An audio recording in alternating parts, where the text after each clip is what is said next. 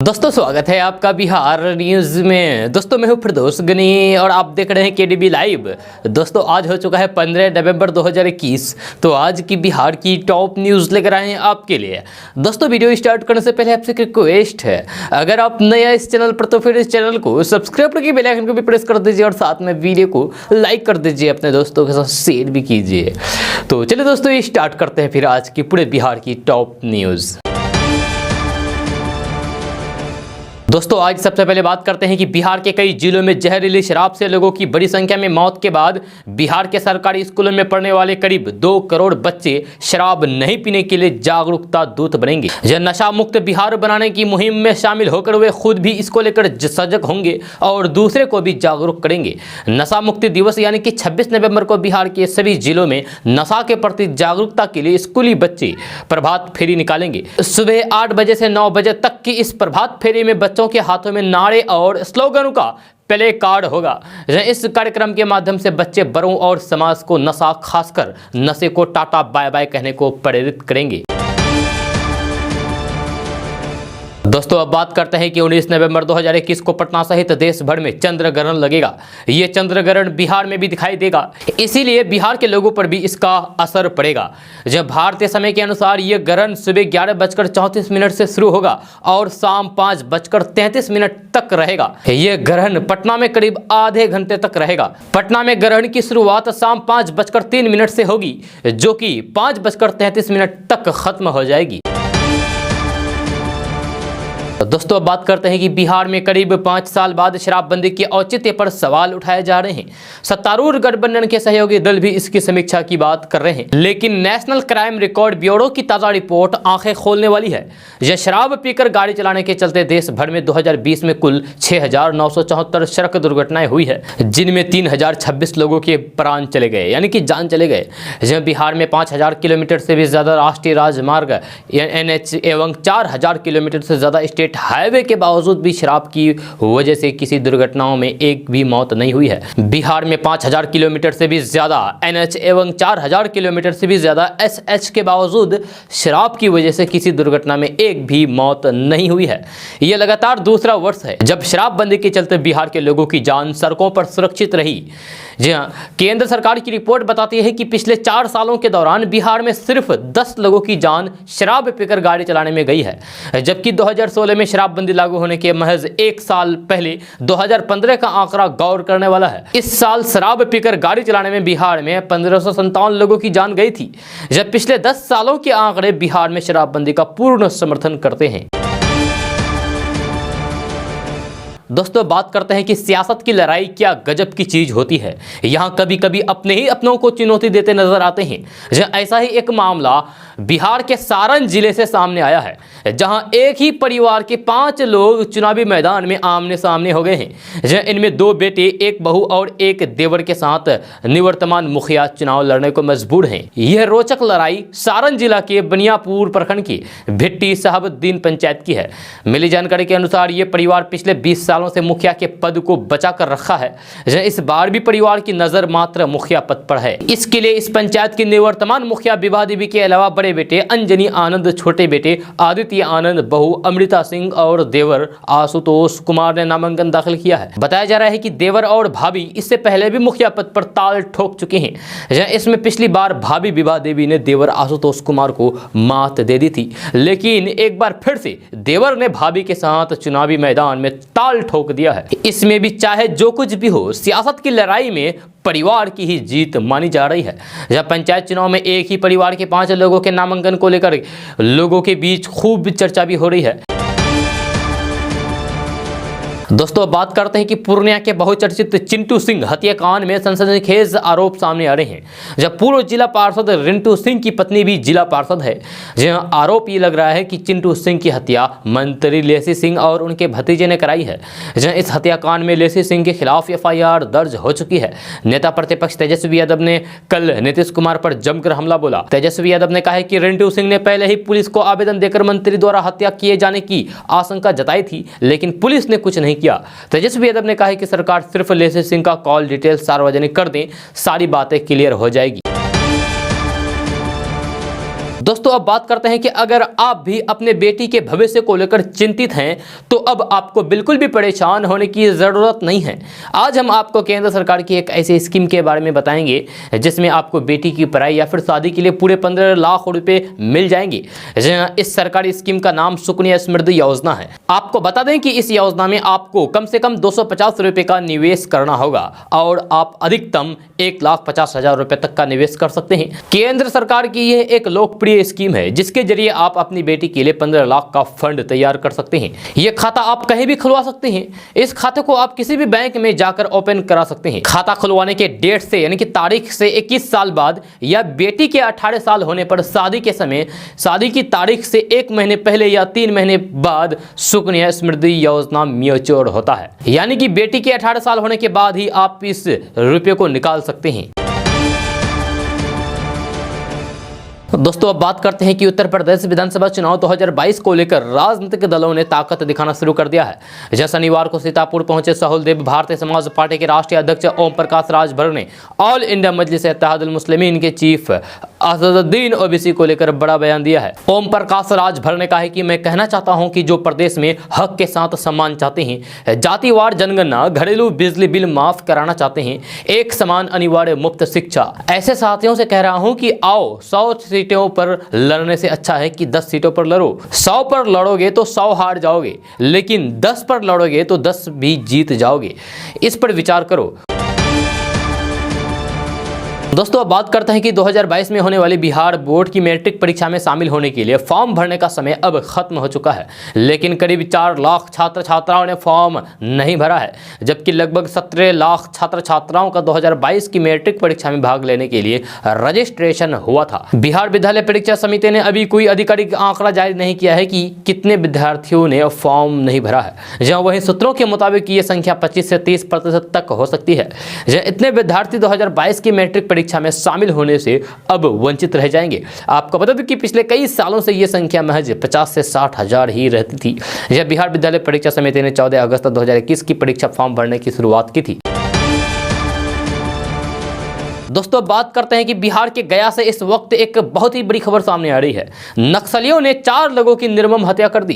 इतना ही नहीं, नक्सलियों ने मृतकों के शव को फांसी पर लटका दिया और घर को भी बम से उड़ा दिया। इस घटना के बाद इस इलाके में हरकत मच गया है, जब पुलिस मौके पर पहुंचकर जांच में जुटी हुई है। मामला गया जिले के मुख्यालय से 70 किलोमीटर दूर डुमरिया प्रखंड के मोनवार गाँव का है। यहाँ नक्सलियों ने 2 महिलाओं समेत 4 लोगों की जान ले ली। दोस्तों बात करते हैं कि बिहार में बढ़ते अपराध को लेकर आरजेडी नेता तेजस्वी यादव ने मुख्यमंत्री नीतीश कुमार पर निशाना साधा है। जब तेजस्वी यादव ने कहा है कि बिहार के कानून व्यवस्था बद से बदतर हो चुकी है, जब बिहार में सिस्टम बेकाबू हो चुका है। उन्होंने कहा है कि नीतीश कुमार के काबू में उनके विधायक और मंत्री नहीं है, अपराधियों को सत्ता संरक्षण प्राप्त है। नीतीश कुमार ऐसे मंत्री और विधायकों को संरक्षण देते हैं। तेजस्वी यादव ने कहा है कि गैंग ऑफ वासेपुर की तर्ज पर बिहार में भी गैंग ऑफ नीतीश कुमार का काम कर रहा है। पिछले दिनों पूर्णिया में रिंटू सिंह नाम के युवक की हत्या को लेकर तेजस्वी यादव ने नीतीश कुमार पर हमला बोला और मांग की है कि इस पूरे मामले में आरोपी मंत्री लेसी सिंह को मंत्रिमंडल से बर्खास्त किया जाए।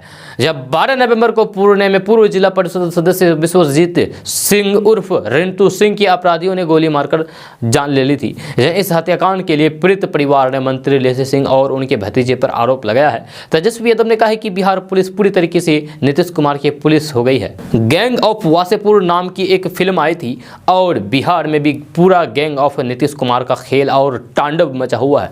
नीतीश कुमार को बताना चाहिए कि वे आरोपी मंत्री को कब अपने पद से हटाएंगे।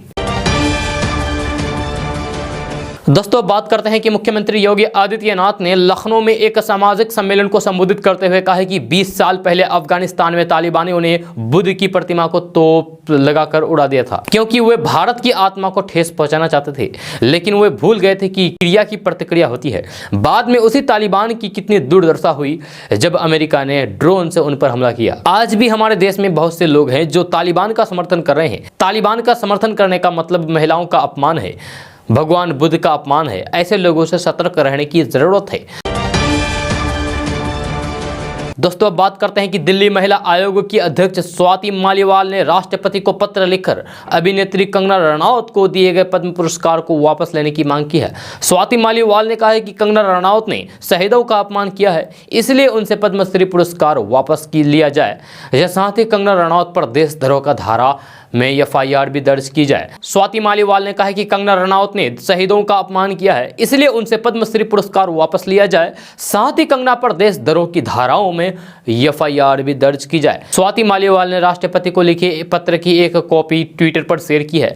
इसके साथ ही उन्होंने ट्वीट में लिखा है कि कंगना रनौत ऐसी महिला है जिसे गांधी भगत सिंह की शहादत मजाक लगती है और लाखों लोगों की त्याग तपस्या से हासिल आज़ादी भीख लगती है। इसको पुरस्कार नहीं बल्कि इलाज की जरूरत है, मेंटल इलाज की जरूरत है। मैंने राष्ट्रपति को पत्र लिखा है कि तुरंत रनौत का पद्मश्री वापस लेकर उस पर देशद्रोह की एफआईआर होनी चाहिए। दोस्तों अब बात करते हैं कि बिहार के मधुबनी में पत्रकार की हत्या के बाद सनसनी फैल गई है। जहां एक पत्रकार की हत्या हुई है। शुक्रवार शाम एक 22 साल के पत्रकार और आरटीआई कार्यकर्ता का शव सड़क के किनारे पाया गया। यह शव को जलाकर फेंका भी गया था। यह पत्रकार का नाम अविनाश झा था, जो कि एक लोकल न्यूज पोर्टल में काम करते थे। बीते दिनों उन्होंने एक प्राइवेट अस्पताल में धांधली को लेकर पोस्ट अपलोड की थी। इसके बाद से ही वे गायब थे। स्थानीय लोगों के मुताबिक अविनाश की रिपोर्टिंग की वजह से कई क्लिनिकल और निजी अस्पतालों पर कार्रवाई हुई थी। उनमें से कई अस्पताल बंद भी हो गए थे, जो कुछ को जुर्माना भरना पड़ा था। बताया जाता है कि रिपोर्ट्स को रोकने के लिए उन्हें न सिर्फ धमकियां मिलती रहती थी, बल्कि कई बार मोटी रकम का ऑफर भी दिया जाता था। दोस्तों अब बात करते हैं कि उत्तर प्रदेश के मुख्यमंत्री योगी आदित्यनाथ का घर माने जाने वाले गोरखपुर के चौरी चौरा में 4 मुसलमानों पर एक विवादित झंडे को लेकर देशद्रोह का मुकदमा दर्ज किया गया था। जब बीते 10 नवंबर को हिंदूवादी संगठनों की गई तहरीर पर यह मुकदमा दर्ज किया गया था। हिंदूवादी संगठन से जुड़े लोगों की भीड़ मुस्लिम परिवार के घर पहुंची थी और वहां एक घर पर लगे झंडे को पाकिस्तानी बताकर देशद्रोह की कार्रवाई की मांग की। जब पुलिस ने देशद्रोह की धारा में एफआईआर दर्ज की और 4 लोगों को नामजद किया। जहां अब जांच के बाद गोरखपुर पुलिस ने कहा है कि झंडा पाकिस्तानी नहीं बल्कि इस्लामिक था और देशद्रोह का मुकदमा वापस होगा। लेकिन जिन परिवारों पर देशद्रोह का आरोप लगा है, वे लोग कह रहे हैं कि मोहल्ले में कोई उनसे बात तक नहीं कर रहे हैं, क्योंकि सब उन्हें देशद्रोही समझ बैठे हैं। जब 3 आरोपी अब्दुल कलाम कुरैशी और उनके 2 बेटे आसिफ और आरिफ को पुलिस ने गिरफ्तार नहीं किया था, लेकिन पुलिस जिस मामले को वापस लेने की बात कर रही है, उसी मामले में तालीम नाम का शख्स अब भी गिरफ्तार है और जेल में है। जहां हालांकि गोरखपुर पुलिस ने कहा है कि उन्हें जल्द ही रिहा कर दिया जाएगा। दोस्तों अब बात करते हैं कि देश में कोरोना टीकाकरण अभियान को और मजबूती देने के लिए सरकार ने हर घर दस्तक अभियान की शुरुआत कर दी है। शुक्रवार को स्वास्थ्य और परिवार कल्याण मंत्रालय के एडिशनल सेक्रेटरी मनोहर आगनानी ने कहा है कि हमने घर घर जाकर वैक्सीन लगाने का काम शुरू कर दिया है।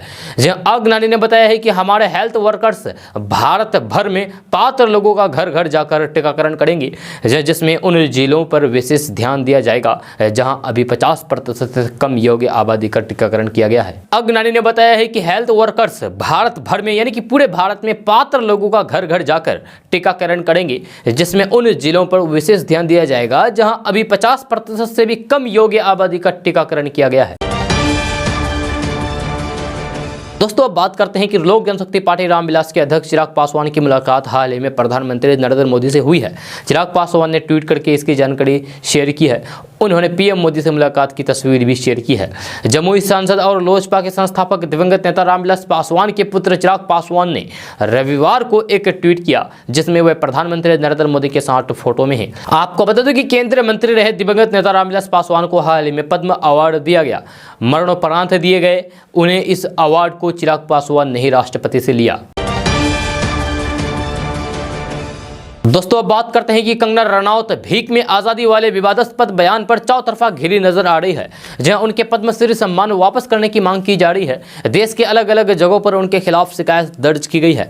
यह संगीतकार विशाल ददनानी ने सोशल मीडिया पर एक पोस्ट लिखकर अपनी प्रतिक्रिया दी है, जहां उन्होंने कंगना रनौत को जमकर खरी खोटी सुनाई और लिखा है कि उन्हें ऐसा मैसेज दिया जाना चाहिए जिससे इस तरह की बात वे दोबारा ना कर सके। आपको बता दें कि विशाल ददलानी सोशल मीडिया पर काफी मुखर रहे हैं, जहां उन्होंने इंस्टाग्राम पर अपनी एक तस्वीर पोस्ट की है जहाँ उनकी टी शर्ट पर भगत सिंह की तस्वीर बनी है जिस पर जिंदाबाद लिखा हुआ है। जहाँ इसके साथ विशाल ने लिखा है कि उस महिला को याद दिला दें जिन्होंने कहा कि हमारी आज़ादी भीख थी। मेरी टी शर्ट पर शहीद सरदार भगत सिंह है, नास्तिक, दार्शनिक, कवि, स्वतंत्रता सेनानी, भारत के बेटे और किसान के बेटे। विशाल आगे लिखते हैं कि उन्होंने हमारी आज़ादी के लिए अपनी जिंदगी दे दी। 23 साल की उम्र में भारत की आज़ादी के लिए अपनी जिंदगी दे दी है। अपने होठों पर मुस्कान लिए और गीत गाते हुए फांसी पर चढ़ गए। कंगना को याद दिला दीजिए कि सुखदेव, राजगुरु, अशफाकुल्ला खां और हजारों अन्य लोगों ने जिन्होंने झुकने से मना कर दिया और भीख मांगने से इनकार कर दिया। कंगना को विनम्रता लेकिन मजबूती के साथ याद दिलाए जिससे वे भूल कर भी ये गलती दोबारा करने की हिम्मत न कर सके। दोस्तों, हिंदुत्व की आलोचना के मुद्दे पर कांग्रेस पर अपना हमला जारी रखते हुए भारतीय जनता पार्टी यानी कि भाजपा ने दावा किया है कि भारत कांग्रेस के शासन में आंशिक रूप से एक मुस्लिम राष्ट्र था, क्योंकि शरिया के प्रावधान संविधान का हिस्सा थे। उसे ऊपर रखने के लिए उच्चतम न्यायालय के निर्णयों तक को पलट दिया जाता था। भाजपा प्रवक्ता सुधांशु त्रिवेदी ने आरोप लगाया है कि त्रिपुरा में एक मस्जिद जलाए जाने की झूठी खबर को लेकर महाराष्ट्र में हुई हिंसा कांग्रेस नेताओं की हिंदुत्व के खिलाफ बयानबाजी अनायास ही नहीं बल्कि एक बड़े षड्यंत्र का हिस्सा है। कांग्रेस के पूर्व अध्यक्ष राहुल गांधी पर हमला करते हुए उन्होंने आश्चर्य जताया है कि वे यानी कि राहुल गांधी अपने कार्यकर्ताओं को प्रशिक्षण दे रहे हैं या फिर हिंदुत्व के प्रति अवमानना का प्रशिक्षण शिविर चला रहे हैं या फिर सांप्रदायिक विद्वेष व मन से हिंसा उत्पन्न करने की एक व्यापक व्यवस्थित योजना चला रहे हैं। आपको बता दूं कि राहुल गांधी ने कांग्रेस के एक प्रशिक्षण कार्यक्रम को वीडियो कॉन्फ्रेंस के माध्यम से संबोधित करते हुए कहा था कि हिंदू धर्म, हिंदुत्व अलग अलग धारणा है, यानी कि हिंदू अलग है और हिंदुत्व अलग है। दोस्तों, बात करते हैं कि साइबर अपराधियों का एक और कारनामा सामने आया है। जालसाजों ने पटना के कंकरबाग निवासी और किराना दुकानदार दीनानाथ शाह के खाते से 32,000 रुपए उड़ा दिए, जबकि एटीएम कार्ड और पासबुक उनके पास है। जब पीड़ित के मुताबिक जालसाजों ने 18,000 रुपए की पहली निकासी गुरुवार की रात 11:46 में की और 14,000 की दूसरी निकासी 12:06 पर की। बताया गया है कि वे अपने मोबाइल ऑफ करके सो गए थे। शुक्रवार की सुबह जब उन्होंने अपना मोबाइल ऑन किया तो उन्हें पैसों की निकासी का 2 मैसेज मिला। तब उन्हें खाते से रकम निकासी की जानकारी हुई। इस मायने में पीड़ित की ओर से साइबर क्राइम सेल में लिखित शिकायत दर्ज कराई गई है। पीड़ित का कहना है कि उन्होंने अपने खाते और एटीएम कार्ड से संबंधित जानकारी भी शेयर नहीं की थी। दोस्तों, बात करते हैं कि बिहार में शराबबंदी कानून को सफल बनाना मुख्यमंत्री नीतीश कुमार के लिए बड़ी चुनौती बना हुआ है। शराबबंदी के बावजूद भी बिहार में जहरीली शराब से एक के बाद एक मौतों का सिलसिला जारी है। विपक्ष से लेकर सत्ता पक्ष तक के लोग शराबबंदी कानून की समीक्षा किए जाने की मांग कर रहे हैं। खुद नीतीश कुमार की पार्टी के नेता उपेंद्र कुशवाहा ने शराबबंदी की मौजूदा स्थिति के लिए पुलिस वालों के माथे ठेकरा फोड़ दिया है। लेकिन बिहार में शराबबंदी का ये हाल क्यों है, इसे जनता दल यूनाइटेड के नेताओं के चरित्र से समझा जा सकता है। आरा में जहरीले शराब कांड के आरोपी राकेश सिंह को शायद ही कोई भूला होगा। ये वही राकेश सिंह है जिनकी तस्वीर नीतीश कुमार के साथ वायरल हुई थी। राकेश सिंह कभी जेडीयू में हुआ करते थे। नीतीश कुमार के आवास पर पहुंचकर उन्होंने मुख्यमंत्री नीतीश कुमार के साथ सेल्फी भी ली थी। जब वह सेल्फी वायरल हुई तो फिर खुद मुख्यमंत्री और सरकार की बड़ी फजीयत भी हुई थी। आनंद फराने में जनता दल यूनाइटेड ने राकेश सिंह को पार्टी से बर्खास्त कर दिया था। जब बाद में राकेश सिंह की संपत्ति जब्त किए जाने की कार्रवाई के लिए पुलिस के आला अधिकारियों ने निर्देश भी दिए थे। आरा में जहरीली शराब कांड का आरोपी राकेश सिंह बड़ा शराब माफिया बताया जाता है। यह खबर यह है कि सजा याफ्ता राकेश सिंह जमानत पर जेल से बाहर हैं और अब राकेश सिंह की पत्नी पंचायत चुनाव में मुखिया पद के लिए निर्वाचित हुई है, यानी कि मुखिया का चुनाव जीत गई है। यह भोजपुर जिले के मसार पंचायत की राकेश सिंह की पत्नी प्रिया सिंह ने जीत हासिल की है। शनिवार को प्रिया सिंह की जीत के बाद राकेश सिंह जनता दल यूनाइटेड के नेताओं के साथ नजर आए। दोस्तों, अब बात करते हैं कि पाकिस्तानी महिला को खुफिया जानकारी देने के मामले में पटना के दानापुर इलाके से सेना के जवान को गिरफ्तार किया गया है। सेना के जवान पर आरोप है कि वह फील्ड इंफॉर्मेशन पड़ोसी देश की एक महिला को फोन पर देता था, जहां उस पर कुछ गोपनीय दस्तावेज साझा करने के भी आरोप लगे हैं। हनी ट्रैप के मामले में गिरफ्तार जवान ने प्रारंभिक पूछताछ में अपना जुर्म कबूल कर लिया है। हालांकि अधिकारी अभी मामले की पुष्टि नहीं कर रहे हैं। आरोपित बिहार के नालंदा निवासी जनार्दन प्रसाद सिंह है, जहां उसकी अभी पुणे में पोस्टिंग है। जवान से खगोल थाने में पूछताछ की जा रही है। नालंदा निवासी जनार्दन प्रसाद सिंह पर आरोप है कि वह पाकिस्तान में रह रही एक महिला को सेना से जुड़ी खुफिया जानकारी शेयर कर रहा था, खुफिया जानकारी दे रहा था। महिला की जवान से फोन पर बात होती थी। यह आरोप यह भी है कि वह गोपनीय दस्तावेज भी पाकिस्तान को शेयर कर रहा था। दोस्तों अब बात करते हैं कि इस बार आलू की खेती की राह आसान नहीं रह गई है।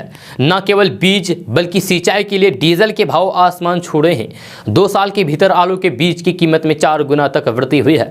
डीजल की कीमत भी 2 गुनी बढ़ी है। जब बारिश और बाढ़ से किसान पहले से परेशान थे, अब आलू की खेती की राह में महंगाई ने समस्या बढ़ा दी है। इस साल बारिश ने सभी रिकॉर्ड तोड़े हैं। इससे हुए जल जमाव का असर अब तक कायम है। कृषि पदाधिकारी ने बताया है कि किसान खेत को तैयार करके उसके बाद आलू की बुआई करते हैं, इसलिए खेत में नमी से नुकसान की संभावना कम रहती है। अगर बुआई के बाद बारिश होती है तब जल जमाव से फसल प्रभावित होता है, जहां वैसे कोई नुकसान नहीं रहता है। आलू की बुआई अक्टूबर के पहले सप्ताह में होती है। इस बार नवंबर के अंतिम तक काम चलेगा।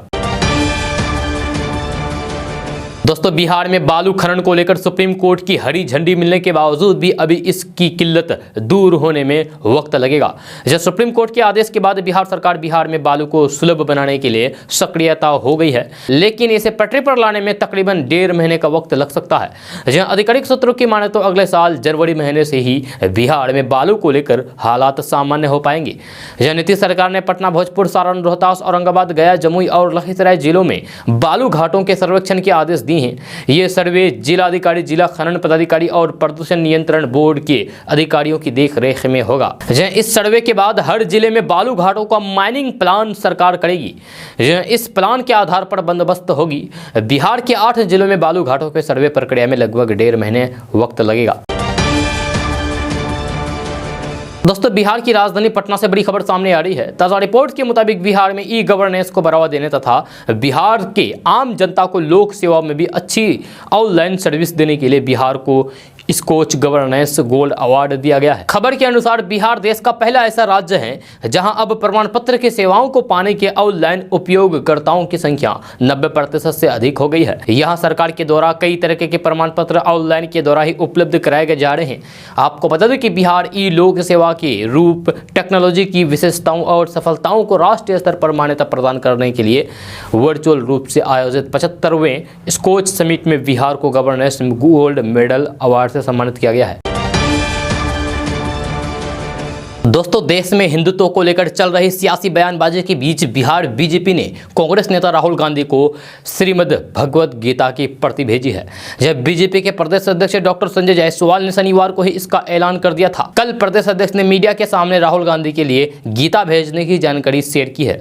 इस दौरान संजय जायसवाल ने राहुल गांधी के ऊपर जोरदार तंज भी कसा है। उन्होंने कहा कि राहुल गांधी गीता पाठ करके हिंदुत्व को समझे, फिर कुछ बोलने की आदत छूटेगा। भाजपा प्रदेश मुख्यालय में आयोजित प्रेस वार्ता के दौरान बीजेपी प्रदेश अध्यक्ष डॉक्टर संजय जायसवाल ने पूर्व कांग्रेस अध्यक्ष राहुल गांधी को गीता की प्रति भेजी है। इस दौरान संजय जायसवाल ने कहा है कि कभी कभी झूठ और दुष्प्रचार से आकट में डूबे लोगों को सत्यता का ज्ञान देना जरूरी हो जाता है। राहुल गांधी के नेतृत्व में कांग्रेस जिस तरीके से हिंदुत्व पर हमले कर रही है, वैसी परिस्थिति में उन्हें हिंदुत्व का ज्ञान देना जरूरी हो जाता है।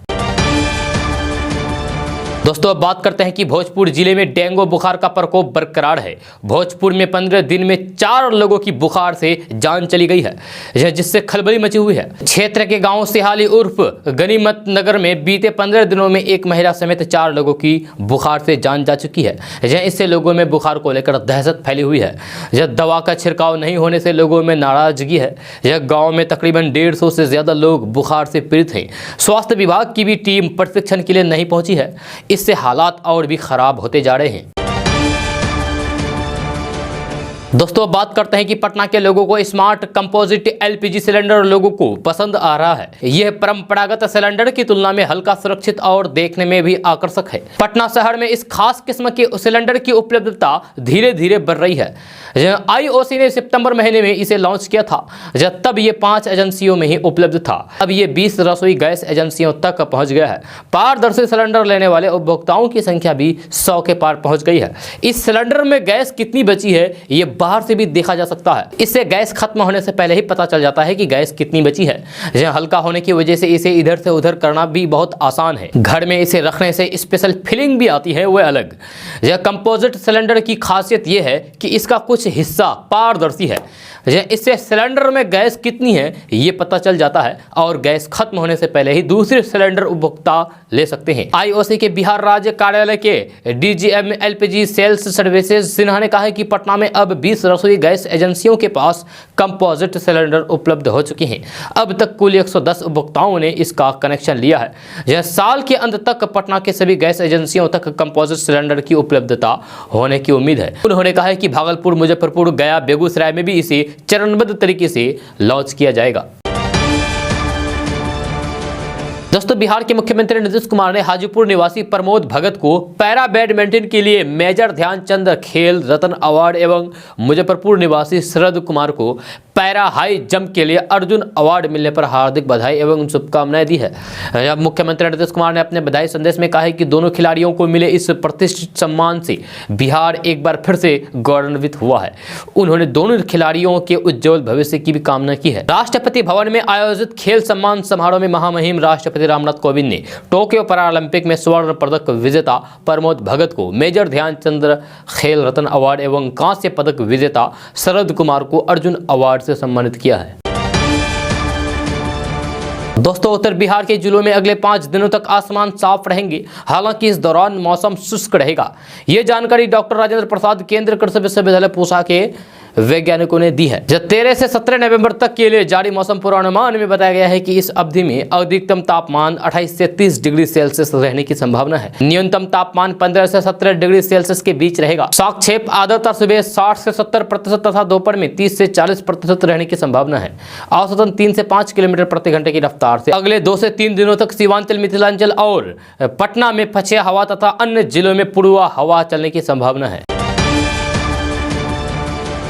दोस्तों, बात करते हैं कि राजधानी पटना में एटीएम तोड़कर उसमें रखे गए रुपए निकालने की कोशिश करते 3 अपराधियों को पुलिस ने गिरफ्तार किया है। बताया जा रहा है कि पटना के पत्रकार नगर थाना क्षेत्र के 90 फीट रोड में स्थित 2 बैंकों के एटीएम में रखे रुपए पर नजर इन अपराधियों की थी। अपराधियों ने अंदाजा लगा लिया था कि लाखों रुपए एटीएम में पड़े हैं, जिसे आसानी से रात के अंधेरे में निकालकर फरार हो जाएंगे।